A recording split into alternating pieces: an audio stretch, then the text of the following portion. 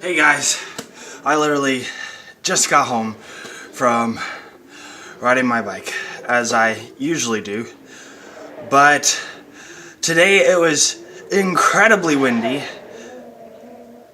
Maybe you can still hear the wind blowing through my windows right now. Maybe. It's blowing like crazy. I've taken this same bike route. It's just like a mile and a half to and from my library, and I've taken the same route for a number of years, at least like 5 years. And this was the hardest time in the same route, going uphill with the wind blowing directly against me. And I was getting super frustrated, like, why is this happening right now? And the only thought comes to mind is to use this as an example to illustrate one part of the Christmas story that often is left out, probably more than it ought to be included. And I'm talking about the Magi, the wise men who came to worship baby Jesus and following the star. Now, I just want you to think with me about their journey, because this is super important for us today in what we do with the story of Jesus, the reality of Christ still alive today. Now, in Matthew 2, it records, in the first part of that chapter, it records the journey of the Magi briefly. And it talks about how the Magi came from the east, so somewhere close to Asia, or in that direction at least. You know, we don't know how far exactly east. People have guesses. But they came that direction, as Matthew 2 talks about. And they came following a star. And apparently they knew about the prophecies. They knew about the words of the prophets, the law, of what the Jews taught and what they already knew. So they were outsiders, but coming in knowing the same gospel that transforms people equally, Jew and Gentile. And that's super significant. But for now, I want you to think about the Magi's journey. Now, I'm sure that the weather in the Magi's journey, it doesn't say how long it took them to take their journey, but it was at least a matter of months, experts speculate, I believe, if I remember correctly. Don't quote me on that. But I'm almost positive that while the Magi were traveling, it's much more severe weather over there than probably what we experience here in Texas, if you're watching this and you're here in the Dallas area. Like, we have pretty mild weather, period. Like, winters don't exist here. They don't.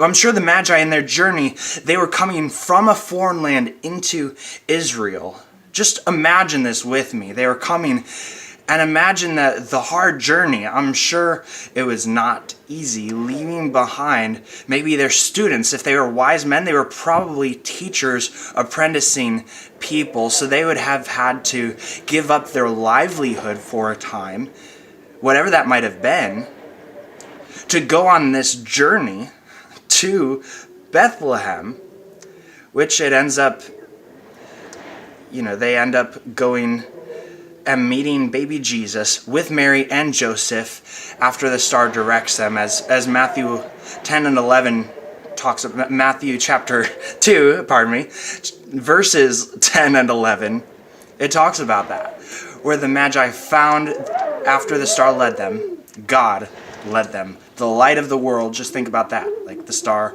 light of the world, Jesus himself. There's so much in this. But imagine that journey. And in Matthew, I keep on misspeaking. I'm still catching my breath from that crazy journey that I'm sure the Magi had. Months of incredibly hard journey. And they come into the house of Mary, Joseph, and baby Jesus. And they're probably still panting, like, we found you. We brought gifts of gold and frankincense and myrrh. And they kneel down, probably not only from exhaustion, but pure reverence for God. They kneel down and they worship him, Jesus. It doesn't say they sang songs. They might have. They were very well could have, but it just says they worshiped him.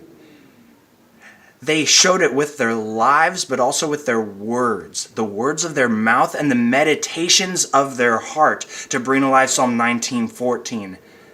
And that's really the call of the Christmas story, for the words of our mouth, but not only those, but the meditations of our heart, the thoughts of our mind, for those all to be pleasing in the sight of the Lord Almighty, who came to dwell among us, to save us, to become nothing.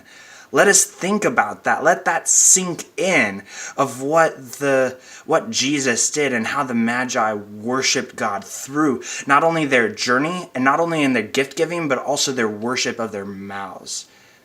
Not just one or the other, not just word, not just deed, but both combined to bring right and reverent worship worthy of the God of the universe, who created each and every one of us, who is still in control, is on the throne, and who we can talk to at any time. Let us think about that in our Christmas journey, and let us check our attitudes as well. If some things get unnecessarily difficult, rather than trying to figure out why it's happening, but look to the one who is still in control in the midst of those. And that's where Jesus' unreasonable, really, uncomprehendable peace comes.